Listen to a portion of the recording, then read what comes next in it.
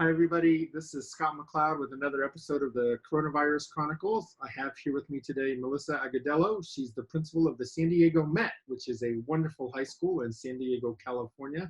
Melissa, really appreciative of you being here with me today. Let's start off by just talking about what the Met is, who do you serve, what's your learning model?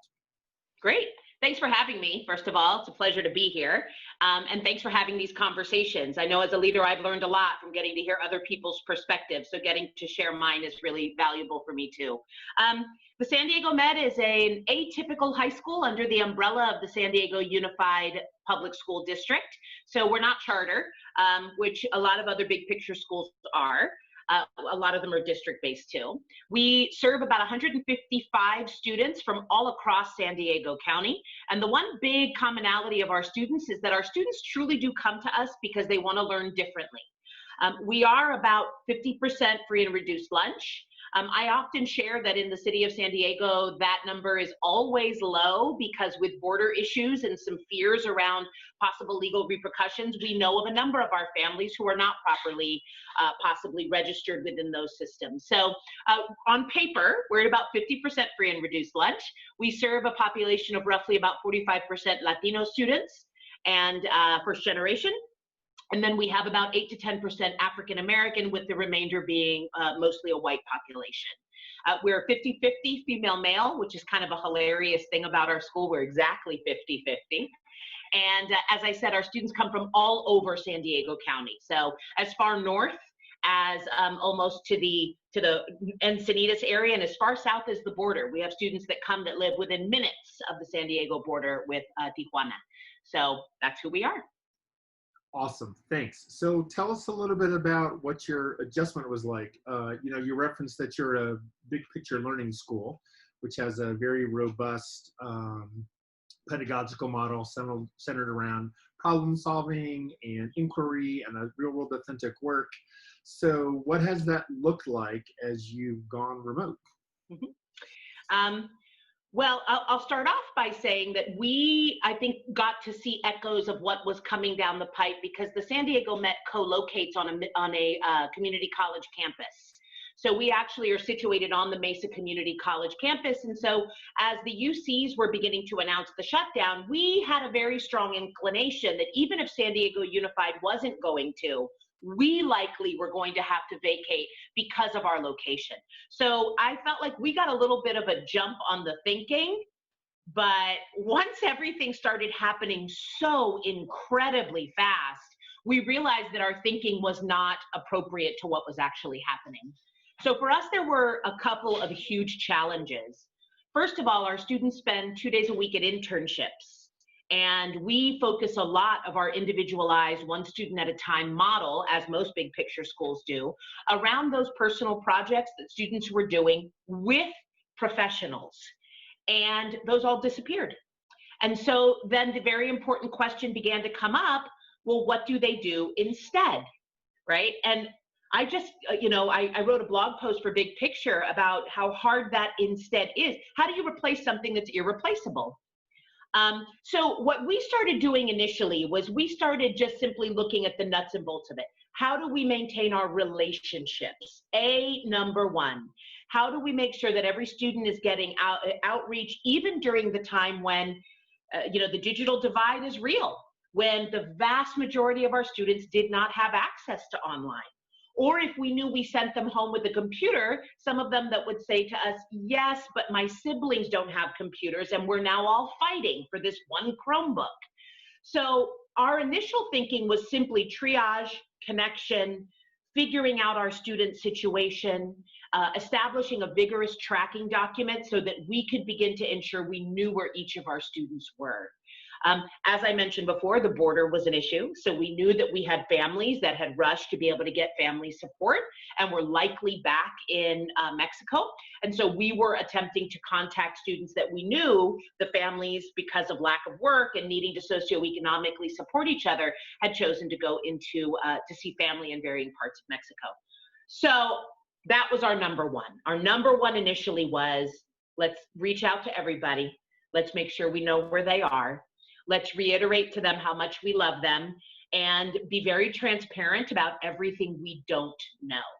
which we know from a number of our students was really comforting for them, for us to willingly say, hey, we don't know, but we still want to connect with you every single week, no matter what, so that we can make sure that we're maintaining those relationships. And then San Diego Unified offered us 3-4 weeks of held harmless time where no new assignments could be made.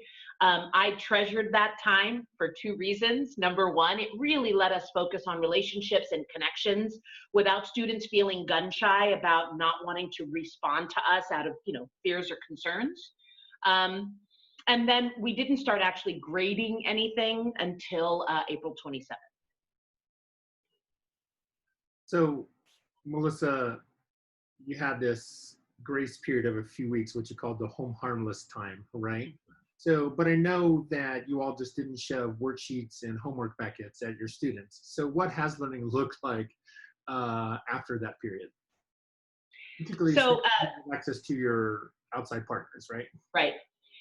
So what we chose to do is, we initially were going to reach out to some of our mentors and ask the question of, is there still opportunities for our students right now? And of course, we realized very quickly as everything was disintegrating, this was not the time for us to reach out to our partners, but instead to show that grace and allowing them to figure out their own business models. So instead, what we did as a staff was we developed a personal project that asked our students to focus on one of 4 domains: a personal interest that you've never really had the time to develop, a skill from a loved one or a family member you've always wanted to learn but have never had time to learn, an online-based skill, perhaps from a free open source website that you've always wanted to learn, and maybe there's a way for you to learn that. And then the 4th one is something creative outside of your comfort zone. Do you want to make something? Do you want to build something? One of my advisees decided to build owl boxes out of some used wood that was in her father's garage. So the question was simply, how are you going to challenge yourself? And even if it's not necessarily knit towards your personal career trajectory, what is something that's going to fill you up and that's going to challenge you? And we had our students just with gusto take those projects on.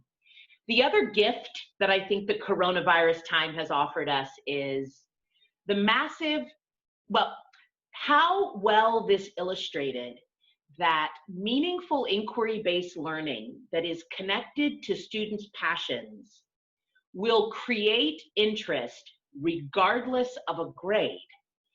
So many of us as teachers, even if we do believe in something like the big picture platform, it's hard to let go of this idea that I have to grade something for it to be valuable. The old adage, right? Kids won't do it unless it's graded. Well, this time absolutely upended that. And what we discovered was the 2 classes that had the highest amount of engagement were the 2 teaching teams that designed the project that was most closely connected to what the students were experiencing. So as a staff, to be able to dig into that and to say, maybe it's okay. So we looked at all teachers designed around, I called them our 3 buckets. Bucket number 1, what do you really think kids need right now? Do you want them to be writing? Do you want them to be reading? The second bucket is, what would be nice for them to continue to practice? Maybe something that we were doing that I want them to continue to, and what are the places online that there might be some really cool stuff for kids to experience? And then the third one is, what is the stuff that I often don't even want to teach anyway that kids just do not need right now? And so we looked at those 3 buckets and we gave ourselves grace and permission to completely ignore bucket number 3. And instead to say, how do we find the things kids want to practice and do well, marry that with the skills that are important. Kids do need to be reading and writing and making and doing and ideating, right? So how do we make that happen? And the loveliness of March 13th to April 27th, where everybody was held harmless, there was a spring break in there, that time really afforded us the opportunity to have a lot of rigorous and rich conversations around, first of all, naming some of our fears. Are kids even going to do this? If a kid already has an A and they don't need to do anything. And of course, what we discovered was we still averaged 86% engagement rates across the entire coronavirus time, which I'll be honest, I was hoping for 75. So the fact that we averaged 86, I was like, wow. Um, and I would actually say, and some of the teachers even reflected that our engagement rate was higher than what it is sometimes in the seats. And I attribute that to projects and finally having a time where teachers could feel that sense of grace to let go of bucket number 3, right? Because when you're in a context that looks and feels like what a classroom is, it's hard to let go. But when the context changed, it was so much easier to let that go. So those were the big things that we really focused on. Awesome. Melissa, 2 quick questions. So one is, I love the blend of sort of teacher created assignments and project, as well as a chance for students to also design their own remote project as well. Could you give us some other examples on maybe of both sides? Of what the students' work did, like of what that looked like? Yeah, and or also maybe what the teachers were sending home that might have looked Sure. different. So. Sure. So our 9th grade students engage in cross-curricular humanities classes that are English 9 as well as the ethnic studies curriculum. Can you imagine a more better time to be in an ethnic studies class than right now? Right. So the teachers were sending home really thoughtful ways for students to unpack and understand the historical context of what was happening now. And students, they did write a paper. They wrote a research paper looking at a certain theme or topic and asking them to weave in some of what they were seeing now. So that was one way that the curriculum, they let go of some of the other stuff and said, what a perfect time this is right now. And I can tell you that the research papers were remarkable. I got to read them. And I think they said that in the end, our freshman class right now, I think is 32. And I think about 80%, 90% of students completed the entire research paper cycle exclusively online. And I think it's because they were so interested in what was happening.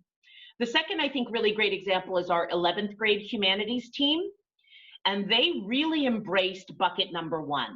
And what they wanted students to be doing was problem solving, right? Doing inquiry-based work. And they wanted them to be reading, writing, and hopefully watching really rigorous media, right?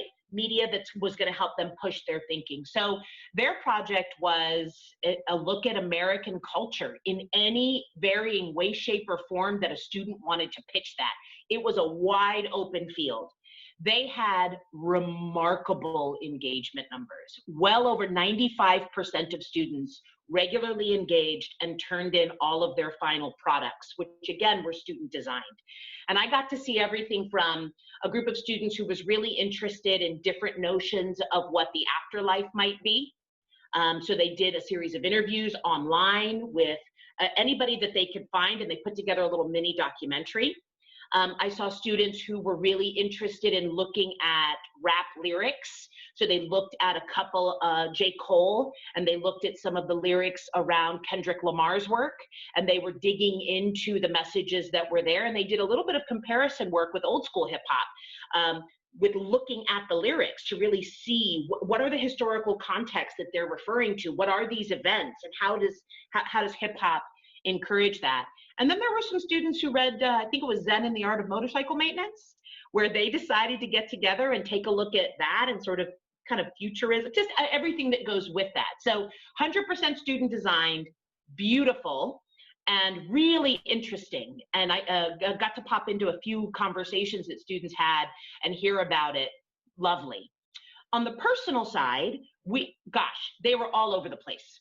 Everything from a couple of junior young men who seriously are considering the military as an option, who took this time to deep dive into the world of joining the military, understanding the importance of going in if you're going to go in as an officer candidate, and learning what that means and understanding that world a bit better. And they were able, they now speak a lot more cogently, I think, and like reflectively about what that choice might now look like for them.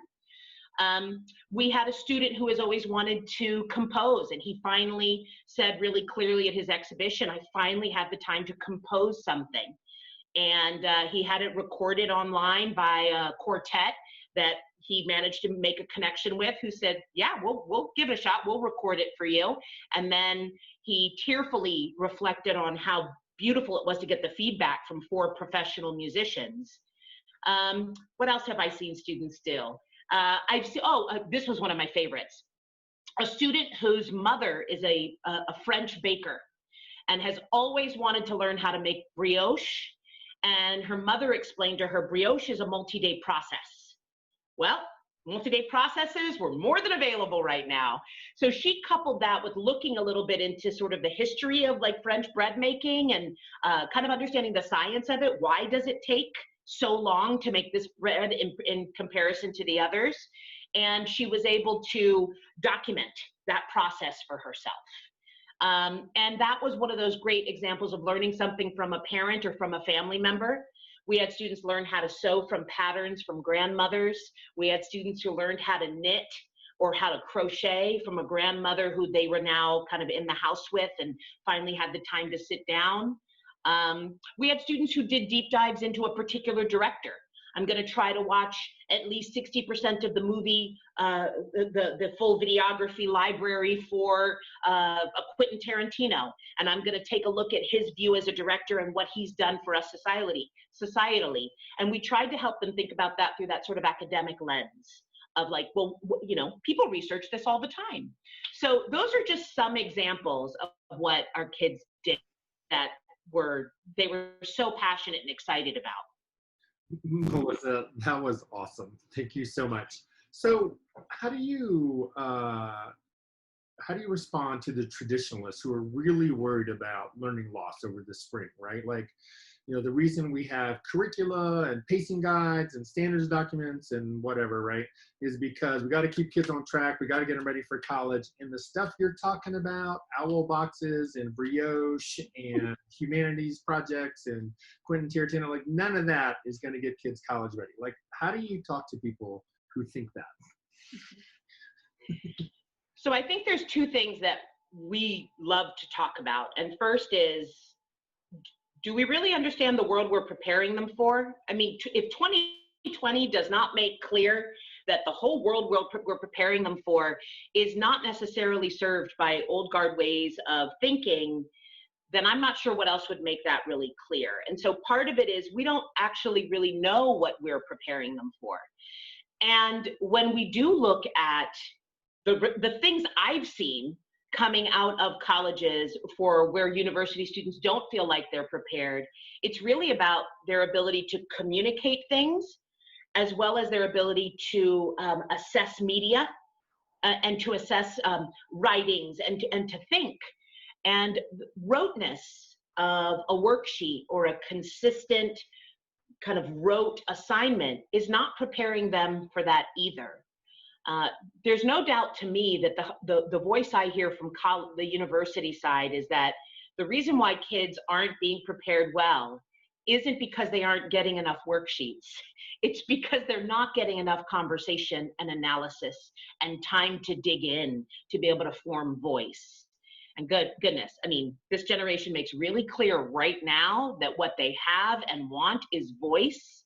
And they know what they need to be talking about. They don't need to talk about what we're telling them to talk about.